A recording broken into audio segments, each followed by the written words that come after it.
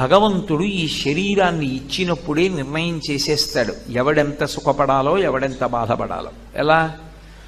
ప్రసూతి కేంద్రంలో ఒకడేమో ఎయిర్ కండిషన్డ్ రూమ్లో పుట్టాడు, ఒకడేమో జిల్లా కలెక్టర్ గారికి కొడుగ్గా పుట్టాడు, ఒకడేమో రిక్షా తొక్కుతున్నటువంటి ఒక కార్మికుడికి కొడుగ్గా పుట్టి కనీసంలో కనీసం ఒక ప్రత్యేకమైన గదిలో కూడా ఆవిడ ప్రసవం అవ్వలేక అందరితో పాటు ఒక హాల్లో పడుకునుంది పసిపిల్లాడితో. ఈ ఎండలో తెలియట్లా ఎవరు చేసినటువంటి కర్మని అనుభవంలోకి వాళ్ళు తెచ్చుకుంటున్నారన్న విషయం తెలుస్తోందా తెలియట్లేదా?